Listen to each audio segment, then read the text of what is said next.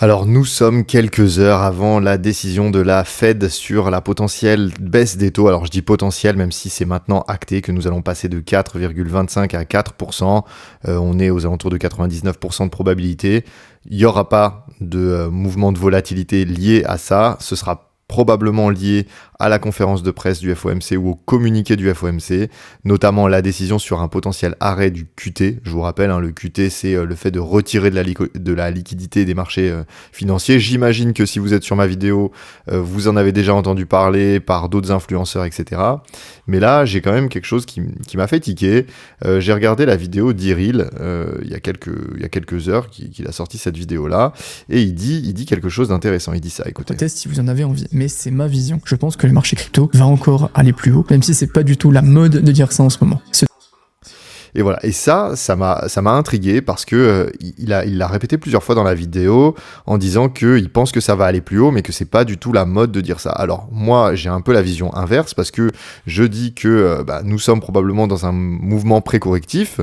Donc je pense effectivement, comme lui en parle dans cette vidéo-là, que la macroéconomie reste belle, etc. Mais que on a des choses qui sont très belles sur le futur, et à l'inverse, moi ce que je dis, c'est que même si on a des choses qui sont très belles dans le futur, à court terme, on a des signes qui nous invitent à de la prudence. Donc si vous me suivez, vous pouvez voir dans mes précédentes vidéos, etc., ce que j'avance, et notamment les mouvements des baleines qui me font me dire attention, danger. Il y a beaucoup d'autres indicateurs, bien entendu, mais il y a notamment celui-là.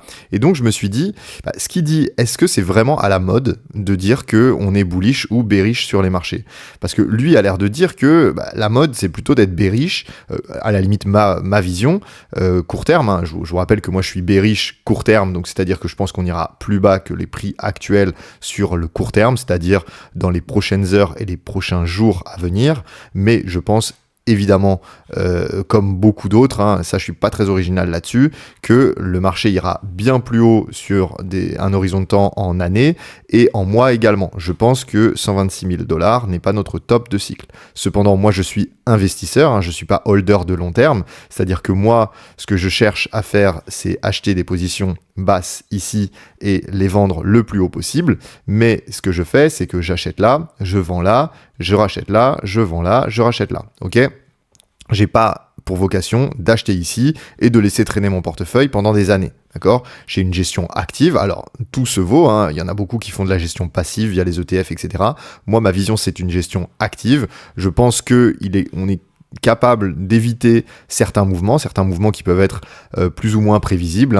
Celui-ci, par exemple, était assez prévisible, le mouvement de moins 20%. Donc, j'estime qu'il est possible de sortir aux alentours de ces niveaux-là et de re-rentrer un peu plus bas pour profiter d'une hausse plus grande. Donc ça, c'est ma vision, libre à plein de gens d'y accorder de l'intérêt ou non, mais ça, c'est ma vision. Vous avez mon track record, d'ailleurs, qui est public, dans le lien dans lequel je partage mon cercle d'investissement. J'ai une rubrique entière dans laquelle je partage mon track record que je mets à jour pour vous expliquer justement à chaque fois que j'ai pris des positions sur YouTube de manière transparente, est-ce que j'avais plutôt tort ou plutôt raison. Bon, pour le moment, depuis février, on est aux alentours de 82-83% de taux de réussite, ce qui est plutôt pas mal.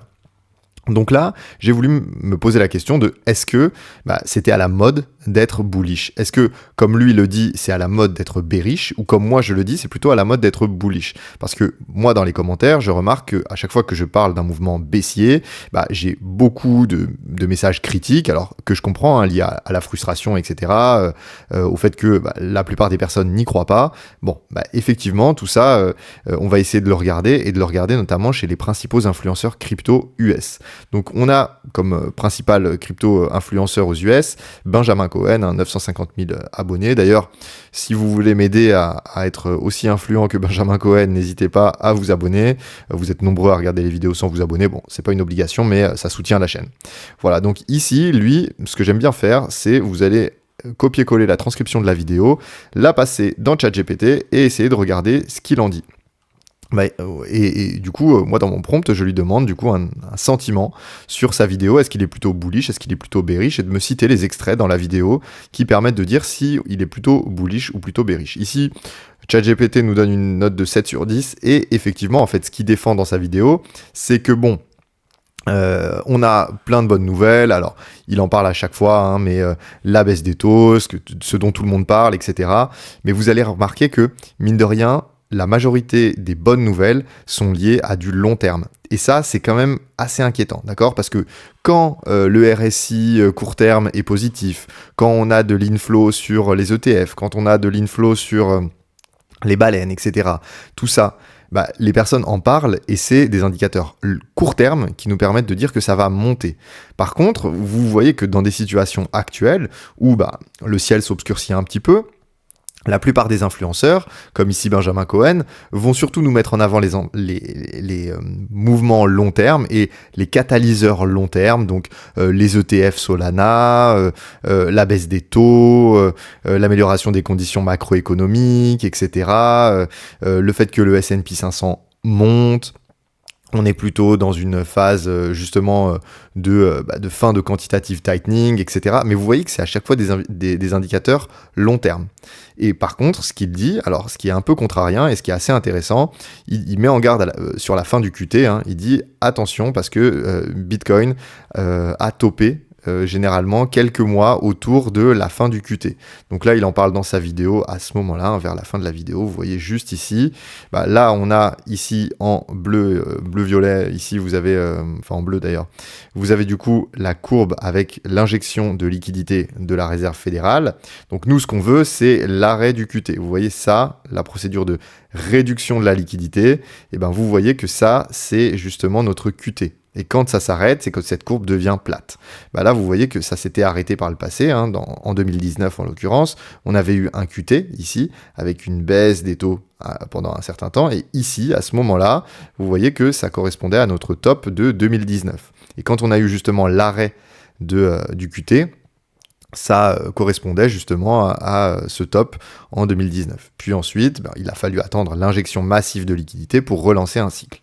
Donc, est-ce qu'il va falloir ça ? Peut-être. C'est ce qui fait que ChatGPT nous dit qu'il est plutôt à 7 sur 10. Bon, je vous préviens, c'est celui qui est le plus bearish, d'accord ? Les autres sont les plus bullish. Et vous allez voir les suivants, il y a des choses très intéressantes à dire, mais c'est quand même assez déroutant que des personnes comme ça puissent influencer autant de personnes. Alors vous voyez, hop, j'ai mis ici la vidéo de... juste ici, hop, de Altcoin Daily, 1,65 million d'abonnés. Alors c'est pas forcément toujours la qualité qui paye. Je dis ça parce que vous voyez la prise de position. Je vais vous laisser écouter ce que dit Altcoin Daily dans sa vidéo. Écoutez juste. Rate cut cycle plus quantitative easing means for crypto and the stock market. Basically, we're about to enter a period where everybody wins. Vous voyez, hein, donc là, on est sur everybody gonna win. Donc tout le monde va gagner. C'est quand même hyper dérangeant qu'une personne avec 1,65 million d'abonnés nous dise que ça ne peut que monter et tout le monde va gagner, etc. Parce que la Fed baisse ses taux et que le quantitative easing arrive. Donc là, il y a quand même une vraie méconnaissance des marchés financiers parce que effectivement, la baisse des taux et le quantitative easing font monter les marchés sur du moyen terme. Par contre, on n'est pas du tout dans ce genre de cas de figure pour le moment, parce que ça reste du moyen terme. Donc si ici, en écoutant cette vidéo, vous vous dites tout le monde va gagner grâce à la baisse des taux, etc., donc je fais all-in, vous risquez d'être fortement déçu, parce que la baisse des taux, on en a eu quelques temps auparavant, hein, ici, il y a eu des phases de retracement. Hein. En l'occurrence ici, après l'approbation des ETF Bitcoin, il y a eu une baisse de près de 20%, d'accord ? Ça semble anodin, hein. Ceux qui n'étaient pas là, ça vous semble peut-être anodin, mais je vous explique que 20%, si c'était sur les niveaux actuels, 20%, c'est ce qu'on a eu par exemple comme baisse ici sur le top, entre le top et le flash crash ici du 10 octobre. Donc il faut quand même comprendre que c'est des mouvements qui sont puissants. Alors après coup, et quand on prend la big picture, on se rend compte que c'est pas si violent que ça, mais quand même, il faut quand même relativiser et il est possible d'avoir ce genre de mouvement. Et c'est effectivement ma plus-value en tant que personne qui analyse le marché et donc moi et mon cercle d'investissement. Le but à travers tout ça, c'est justement d'anticiper ce genre de mouvement pour pouvoir racheter plus bas quand on pense que la macro est belle, mais que le court terme est peut-être pas super. Nous, on a directement des altcoins sur lesquels on prépare des dossiers complets. Donc ça, dans le groupe Telegram, je partage évidemment toutes les choses. On a des briefs privés, vidéo, on a des analyses dédiées sur certains altcoins, etc., qui nous permettent de nous positionner au mieux en fonction justement des conditions de marché. Donc évidemment, quand on est analyste, on avance avec un brouillard devant nous, d'accord ? Donc évidemment, je ne peux pas vous dire ce qui va se passer dans 6 mois. Par contre, ce qui va se passer dans 1 jour, 2 jours, 5 jours, c'est beaucoup plus clair à lire, d'accord ? Ça ne veut pas dire que c'est toujours limpide, mais ça veut dire que c'est toujours plus clair de comprendre ce qui va se passer dans le court terme que ce qui va se passer dans le long terme.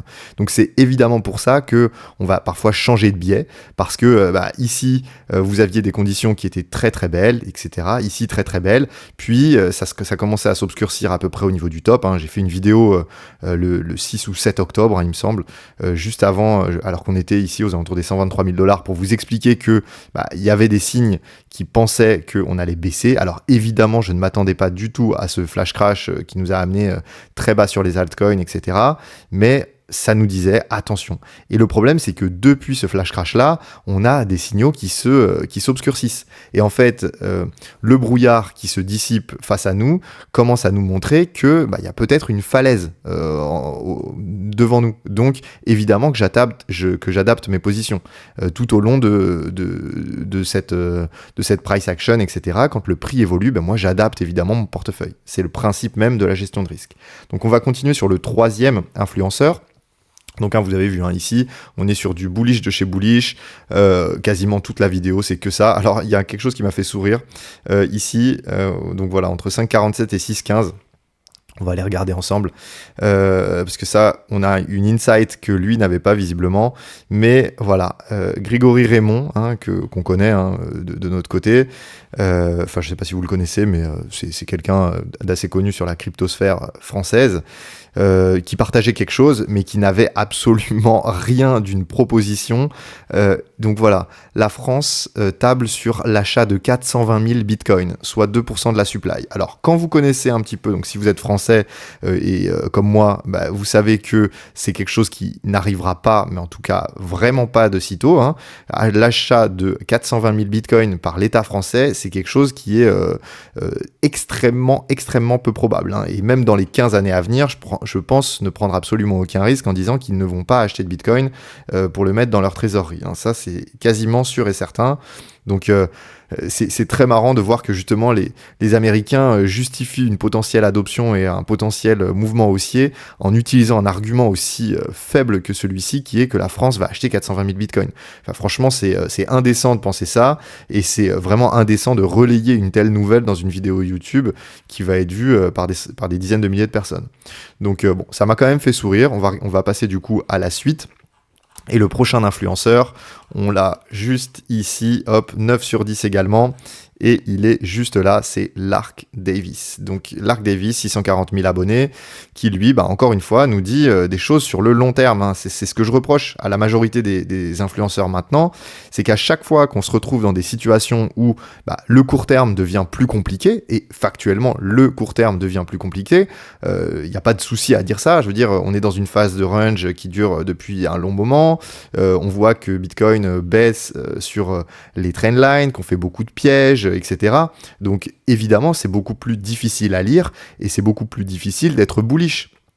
On a plein d'indicateurs, et ça je vous invite à regarder ma vidéo, notamment d'hier par exemple, dans laquelle j'en parle, enfin de lundi je veux dire, dans laquelle j'en parle.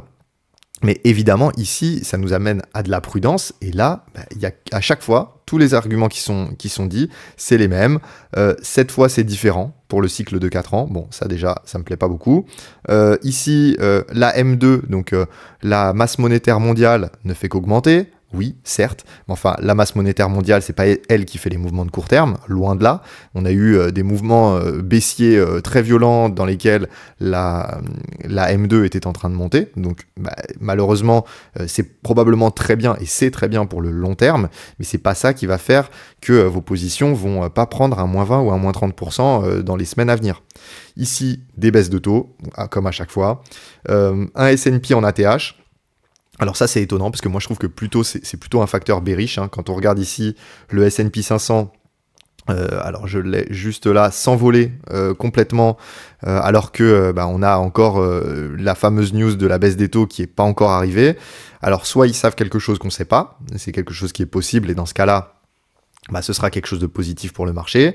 Mais là, il y a quand même quelque chose de déroutant, c'est que vous voyez ici les gros gaps de cotation à l'intérieur, si je vous les affiche juste là. Bon, là, c'est quand même déroutant. Et quand on va sur le Nasdaq, ici, c'est carrément encore plus déroutant parce que des gaps, on en a 1, 2, 3, 4. On en a 4 côte-côte. Vous voyez que d'habitude, les gaps, on revient les chercher. Donc, quand on fait une grosse phase haussière, on vient les chercher avant de rebondir. Donc, c'est possible qu'on rebondisse, et je pense même qu'on va rebondir, mais c'est pas impossible qu'on vienne faire ça. D'accord ? Et ça, mine de rien, ça fait quand même une baisse de l'ordre de moins 4% sur le Nasdaq. Moins 4% sur le Nasdaq, ça veut dire moins 10 sur le Bitcoin, et ça veut dire moins 25 sur les altcoins. En moyenne. Alors, c'est pas du tout un conseil en investissement ni quoi que ce soit. C'est un scénario qui est probable. Ok ? Ici, on voit que les gaps, d'habitude, ils sont plutôt comblés. Vous voyez que quand on part à la hausse fortement sur une journée ou un week-end, entre deux cotations, ici, vous voyez qu'on vient souvent revenir travailler cette zone avant de repartir. Ça existe à la hausse, ça existe à la baisse. D'accord ? Vous voyez ici, on avait eu un gros gap baissier, on est venu le retravailler de cette manière. Donc moi, je trouve que c'est pas vraiment quelque chose de positif de voir ici des gaps se former et un S&P qui monte comme ça en flèche. Comme dit le trône crypto, que j'aime bien par ailleurs, évidemment, lui, il a l'habitude, et comme beaucoup d'entre nous, de voir que le marché, généralement, quand il fait des prises de liquidité juste avant un événement macroéconomique majeur, c'est généralement un piège avant le retournement sur un fameux sell the news. Donc, buy the rumor, sell the news, c'est quand même quelque chose d'assez quand même connu. Donc bon, ici, lui, très bullish encore une fois, mais très bullish long terme. Malheureusement, c'est pas ça qui nous dit que il va falloir être vigilant sur le court terme. Et la suite, encore une fois, donc là c'est lui, c'est Cryptosaurus qui nous partage ici juste là. Donc lui, il est plutôt 7 sur 10. Alors en fait, il nous dit que c'est quand même mitigé, etc. Mais bon, globalement, il dit juste que c'est bizarre que ça consolide alors que tout est bullish, donc c'est quand même bizarre. Mais sinon, il dit que tout est bullish. Octobre n'est pas fini, juste avec une ou deux bougies haussières, on pourrait rattraper complètement tout le mois d'octobre. Et on pourrait avoir un super mois de novembre, etc. Enfin bref. Bon, très bullish encore une fois. Donc vous voyez que le message que disait Iril, avec notamment le fait que c'est pas à la mode d'être bullish, moi je trouve que c'est quand même très à la mode d'être bullish. Les Américains, vous voyez, on va prendre le dernier, qui est ici The Moon Show. Donc ici, 657 000 abonnés, qui est très présent sur Twitter également. Enfin sur X, pardon. Lui, donc pareil, quand vous basculez sur ChatGPT, vous voyez que lui, pareil, il est extrêmement bullish. Vous voyez, 9 sur 10. Alors lui, il ose tout. Franchement, ça le dérange pas de dire que là, on est sur support, on a eu un triangle. Alors bon, le triangle est déjà un petit peu bizarre, mais bon, c'est pas grave. Ok, on a eu un triangle, et donc on va aller à la hausse, on est sur support, ça va rebondir. Il nous montre ici la structure en diamant. Alors ici, il nous la montre juste là. La structure en diamant. Alors bon, déjà, pour trouver une structure en diamant pour le moment, c'est un peu compliqué. On n'a pas du tout... la deuxième partie du diamant, elle n'existe pas pour le moment. On travaille un peu au hasard.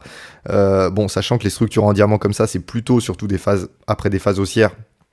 C'est souvent plutôt des phases de distribution. Donc la conclusion n'est pas vraiment en ligne avec justement ce qu'il affiche. Et lui, c'est bullish à 100%. Il montre ses PNL juste en dessous. Il n'arrête pas de gagner. c'est long only, etc. Bon, bah vous voyez, du coup, si vous pensez comme moi que la foule a tout le temps tort, ou en tout cas très souvent tort, bah là, vous devez quand même être prudent, parce que vous voyez que les Américains sont bullish. Les retail américains sont ultra bullish, d'accord, et ça, c'est relayé sans cesse. Donc, je suis pas vraiment d'accord avec Iril, hein, même si par ailleurs, bah, vous voyez que j'ai vu cette vidéo parce que je suis abonné à son contenu et que j'aime bien son contenu. Ça c'est très intéressant, mais sur le long terme, c'est intéressant d'un point de vue presque idéologie, on va dire, mais par contre, d'un point de vue technique, qu'est-ce qu'il faut faire avec son portefeuille? Bah là, malheureusement, ce genre de vidéo, ça nous aide pas. Alors bon, c'est pas le but, donc on va pas le reprocher. Par contre, je suis pas d'accord avec le fait que ce soit à la mode d'être bearish. Pour moi, c'est bien entendu à la mode d'être bullish, et que les personnes qui sont bearish sur ce marché sont très rares. Si vous voulez que je vous explique pourquoi, hein, il y a des choses dans le business model de nous autres youtubeurs qui nous invitent à ne pas afficher nos positions bearish. Et bon, je pourrais éventuellement vous en parler si vous le souhaitez, mais c'est quelque chose de bien connu malheureusement dans ce monde-là. Voilà, je vous remercie, j'espère que vous avez aimé ce contenu. Si c'est le cas, n'hésitez pas à nous le faire savoir. Et si vous le souhaitez, on a toujours notre cercle d'investissement qui est disponible via les liens en description, qui vous permettent du coup de nous rejoindre. Vous pouvez retrouver du coup par ce biais-là le fameux canal Telegram privé dans lequel on partage tout, les altcoins, mes positions également. Je partage mon portefeuille en temps réel avec si je suis exposé ou non en marché, à quel pourcentage, etc. Je vous partage mes altcoins, mes watchlists, les niveaux que je surveille sur les cryptos, etc. Donc n'hésitez pas à nous rejoindre. Voilà, je vous remercie. Au revoir.